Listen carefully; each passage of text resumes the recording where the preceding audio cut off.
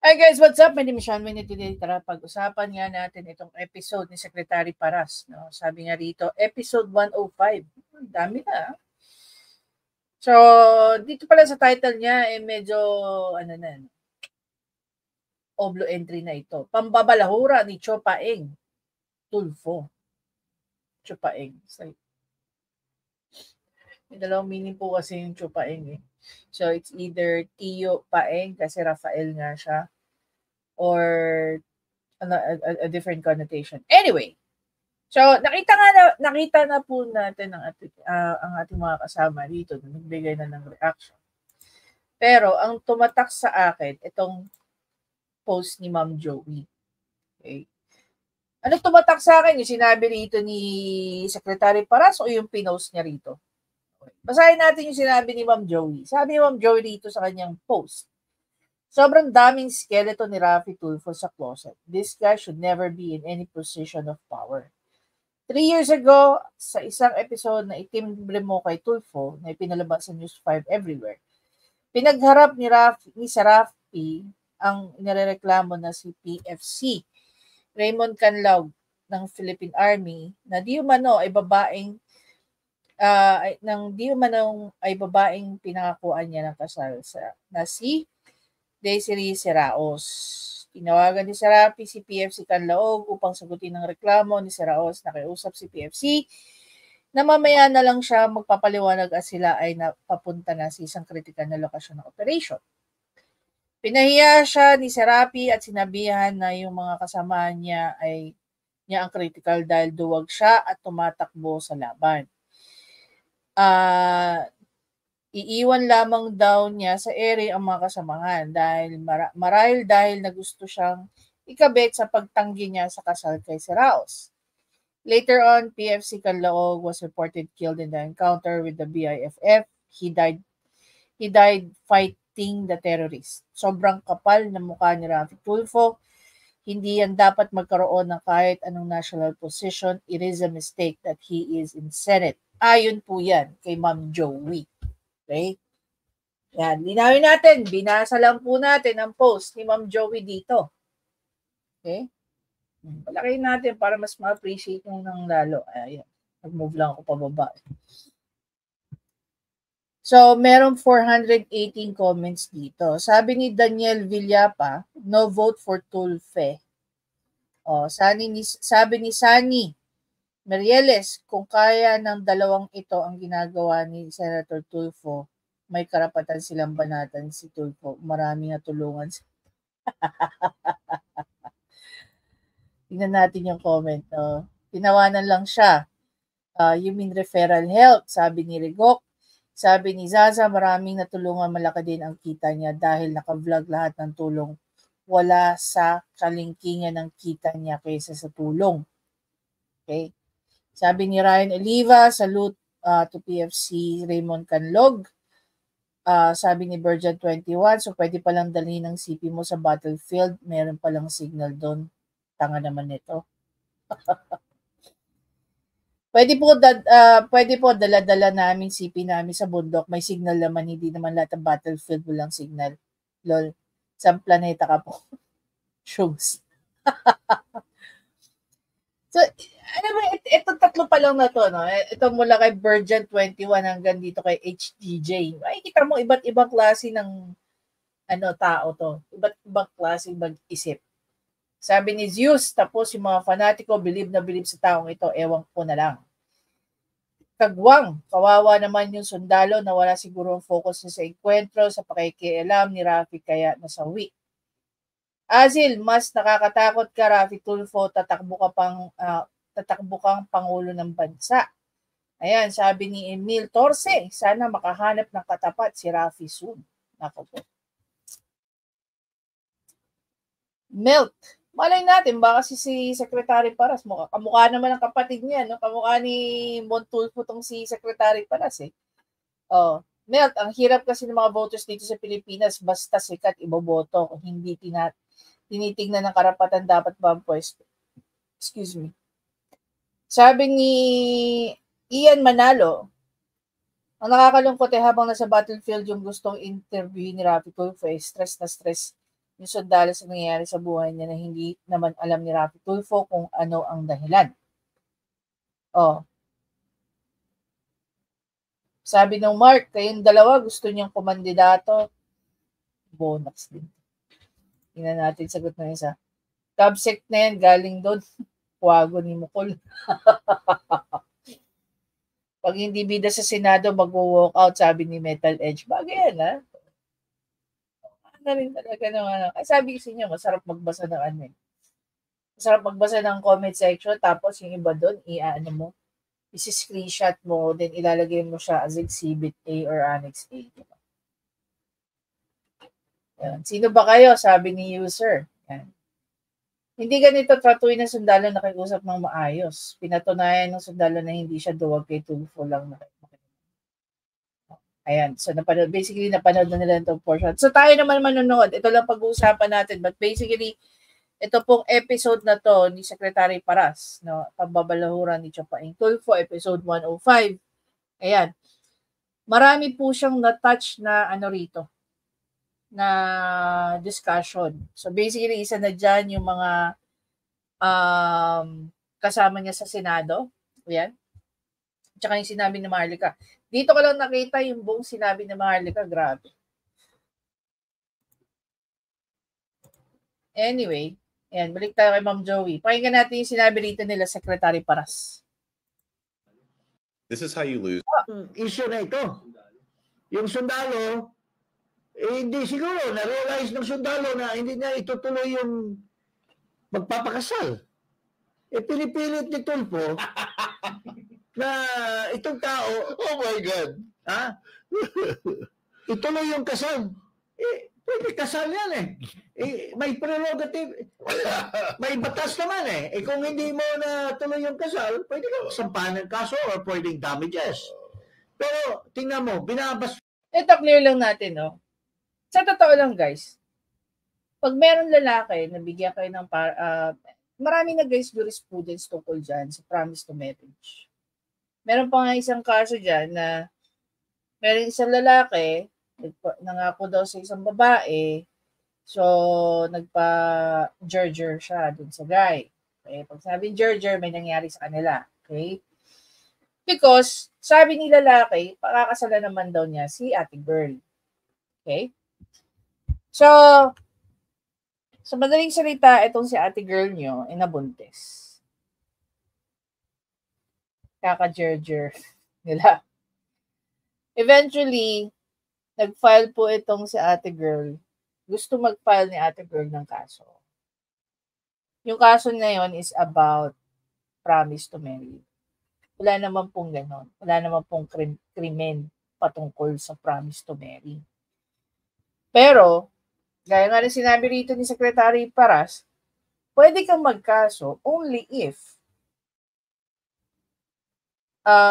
napabook nyo na yung mga halimbawa, yung mga kasal, yung simbahan, yung venue, yung catering, gumastos na talaga. Tapos biglang umatras isa sa kanilang dalawa. No? Isa sa kanilang dalawa, whether yan yung groom or yung bride, pwede pong mag-file ng civil case for damages. Hindi lang dahil sa nakakahiya, but basically, yung naigastos na. Okay? So, yun po yung pwedeng mangyari. Kung sakali man may promise to marriage, tapos, tawag dito, nagkaroon po ng runaway bride or groom. As long as nagkaroon na ng gastos tungkol doon sa wedding, that's the only time na pwede po kayo mag-file for damages, no, through initiating a civil case. Bastos niya yung dinatawag niyang duwag. Ito, pakinggan natin. Okay, nasa yung telepono na si Private First Class Raymond Canlog. PFC Canlog. Pagkakaalam ko pa nga guys, itong episode na to, na-delete na yata to Kasi matagal ko rin hinanap yung ano na to, wala na akong makita. Magaling din yung mga researcher nila, Secretary Paras. Or hindi ko siguro sa dami na kasi ng mga videos ni Idol hindi ko na tsatsagain pang But then again, just by doing a search, marami nang lumalabas pero hindi directly kay Raffy Tulfo. Magandang umaga po, sir. Sir, magandang umaga po. Sir, pwede mamaya na lang, sir, kasi nandito po ako sa town ba? Duwag ka, sir. Nakakatakot ka. Baka pagdating sa enkwentro, iwan mo yung mga kasama mo. Halimbawa, may bakbakan na, nakakita ka ng kalaban, baka tumakbo ka, karipas ng takbo, iwan mo yung boots mo, takbo ka. Kawawa na may mga kasama mo, iwan mo dahil duwag ka. Siguro habang nagbabarilan, tatakbo ka, sabay siguro sigaw mo, mama, nandito ng kalaban, tulong mama. Hindi nga. Oh. Yeah, man, imagine you going back to this, no? Parang mapapahingang malalim ka na lang talaga sa mga pinagsabi dito ni Aiden. And to some common people, no, lalo na yung mga hindi yata napalaki na maayos na magulang, they're okay with what he's saying here. Ako, eto guys, no, hindi ako okay na halimbawa, kasi ang pagkakaalam ko, buntis rin yata itong si Raos. Okay, nabuntis yata si Raos. So if I remember it correctly dun sa episode na to. Yun, hindi rin ako okay doon. Hindi ako okay sa mga lalaking nambubuntis tapos iiwan. Diba? That's a big no-no sa akin. O dili kaya nakatalok bungkat, nagdadasal, tapos tinatawag mong mama mo. May ginagawa ko lang biro yan, pero hindi ka bagay maging sundalo siya, nakakatakot ka. Ito ipaparating ko sa Philippine Army para malaman ng Philippine Army yung pagkatao mo. Hello, Sir Rafi. Nagabiyaya ko, Sir Rafi. Pwede mamaya na, Sir Rafi. May paliwanag ko lang mamaya. Sige, paliwanag mo mamaya. Kasi critical yung pabalikan namin. Ano pa? Critical po yung area na mabalikan namin. Critical. Pwede mamaya na lang. Nako, critical yung mga kasama mo. Baka mamaya merong kalaban dyan, tatakbo ka. Sige, salamat sa Colonel Zagala. Alam mo, here's the thing though. Wala ba nagawa ang AFP para proteksyonan yung mga tao nila gaya nga nito ni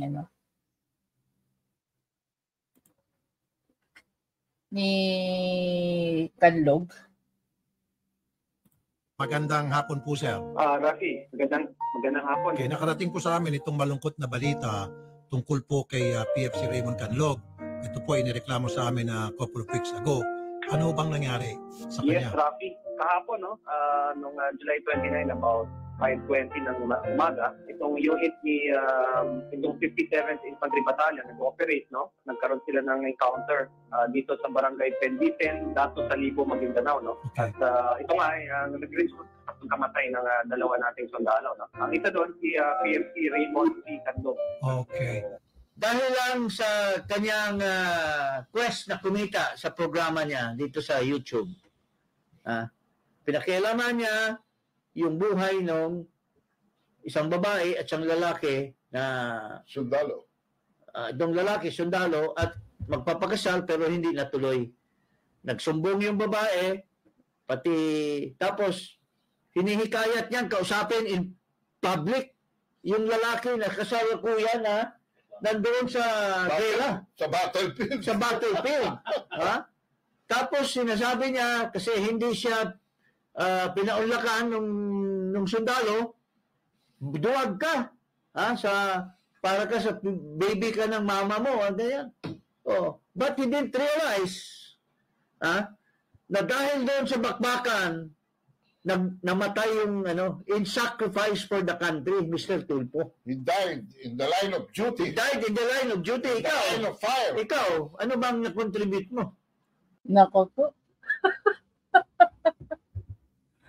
May sagot dyan si Mr. Sunny Merieles. sabi dito sa comment ni Mr. Sunny, kung kaya ng dalawang ito ang ginagawa ni Senator Raffy Tulfo, may karapatan silang banatan si Raffy Tulfo. Maraming natulungan na si Raffy Tulfo. And the other day, while I was actually driving, kinampare ko si Raffy Tulfo at si Manny Pacquiao. Si Manny Pacquiao po wala pong programa pero napakaraming taong natulungan. Lalo-lalo na sa mga kababayan niya. Okay? Si Manny Pacquiao, wala po siyang programa. Nakakatulong po siya sa mga tao na hindi po binivideo. At the same time, never, sa pagkakaalam ko, I did a little bit of research. Never na may pinahiyang tao or resource person, si Manny Pacquiao. And take note of this, no? During his time in the Senate, nag-aral siya. Did you die in any... Nag-aral siya. Sa pagkakaalam ko as we speak, siya po ay master's degree holder pa. 'Di ba? Yun yung taong tunay na may natulungan. And as far as tulong is concerned, I don't remember or haven't seen any video showing that he bragged yung itinulong niya sa mga tao. Normally, nakikita ko pa yon sa mga taong tinutulungan niya. Sinasabi nila that Manny Pacquiao helped them with this, blah, blah, blah. It was even during the pandemic, isa siya sa mga nanguna na namigay ng tulong. He tried to coordinate.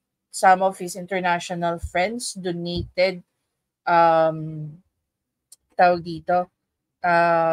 mask, mga PPE, and so on and so forth. But he never bragged about what he did during the pandemic season. Yun yung taong tumulong. Yun yung definition ng tulong. Yung ginawa ni Manny Pacquiao. Diba? Kaya every time I see people asking this, no, tandaan yung mabuti. It doesn't require you to be a graduate of whatever, even an elementary person, an elementary graduate person. Mapapansin din yon. Kung meron na-resolve na issue o may natulungan si Raffy Tulfo, isang tao, tandaan nyo, every time na sa programa ni Raffy Tulfo, may dalawang character dyan. Yung nagpatulfo at pinatulfo.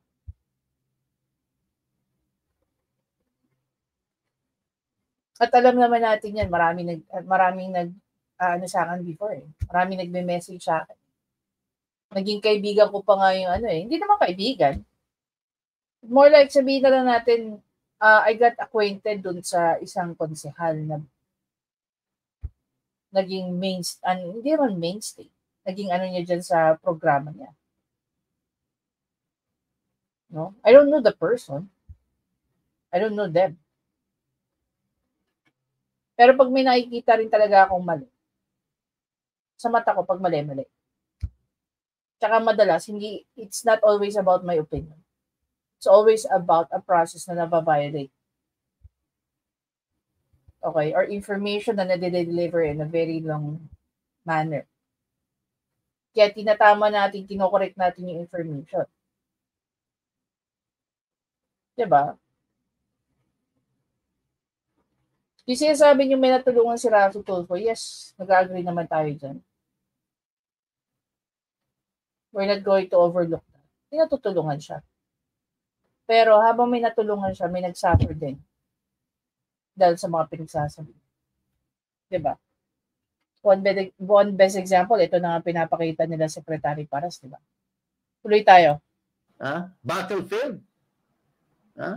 Pero yun, namatay. Gusto mo pang pahiyain in public. And that person has sacrificed his lives for the Filipino people. Afterwards, tameme siya dahil he finds himself guilty na yung gusto niyang bastusin sana sa kanyang programa ay nagsakripisyo ng buhay niya sa battlefield for the Filipino people against the BIFF. In the line of duty. Oo. Issue na ito. Anyway, ano ba yung napapansin natin dito? Guys, here obviously may mga tao na nag-uumpisa na mag-ungkat ng mga ginagawa ni Raffy Tulfo mula noon hanggang sa Senado. Maniwala kayo sa hindi, no? Ito, Idol. Ito yung mga naranasan namin during the election. Panahon ng martial law, hindi pa ako tao. Naging tao ako panahon na ng people power. Pero wala pa akong alam. lahat lang ng mga baho ng mga Marcoses, 2021 ko lang na-realize. 2021 ko lang nalaman. Ano yung pinupunto ko dito? Lahat ng tao maglalabas at maglalabas, no, ng baho mo. Hahanapin nila yan, gaya ng ginawa nila kay BBM. Pinukol sa kanya, kasalanan ng mga magulang niya, pinukol sa kanya. Hindi ko nga alam na may tax evasion case pala yan dati. No? Nag-research pa kami. Isa kami doon sa mga tao na pinagtanggol si BBM about sa tax evasion niya. Diba? Inuumpisa nga na ng mga tao, Rafi Tulfo. Ito ba konektado sa mga kabatas o kaya UB? Hindi. Tama, hindi. Obviously, they have a mind of their own. They see you, they follow you, and they will start to dig deeper. Huwag ka na magulat, no? Baka may makita pa yan sa yung mga bagay na hindi namin alam. Imagine mo, yung tungkol sa kwento ng police, ay nung ni Canlaog ba yun? Ilang taon na yun, tapos ngayon binobrought up pa nila. So anong pa kaya i-brought up nila in the next few days? Sasabihin nyo na naman, may personal na galit ba si Secretary Paras kay Aiden? I don't think so. Kakasuhan nyo rin ba si Secretary Paras gaya ng ginagawa nyo kay Attorney De Bayan na pinaliliguan nyo ng mga kaso? Diba? Nakita ko nga rito yung ni Attorney. Ayan. Hindi ko ba siya totally napapanood? That's the name of the game, Aiden.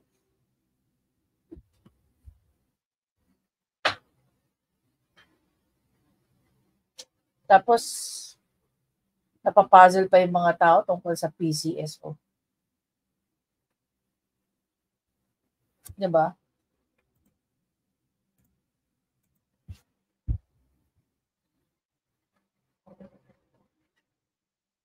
Yung sinabi lang ni Maharlika, parang hindi ko na Sabi ko sa inyo, kritiko lang kami. Hindi kami aabot na makapagsalita ng gaya ng ginagawa ni Maharlika. Iba yung tapong ni Maharlika.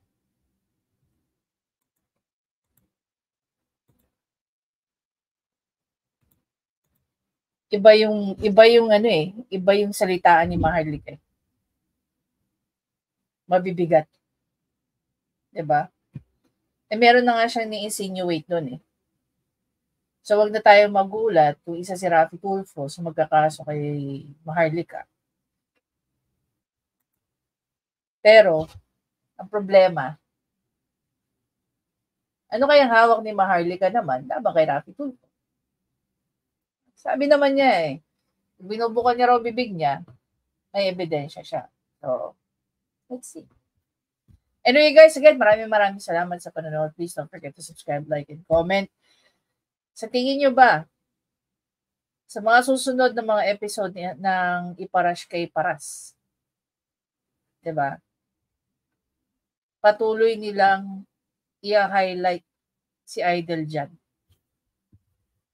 That we don't know. It's probably abangan lang natin kung ano yung mga komento nila tungkol kay Paras. Ay, kay Paras, kay Idol.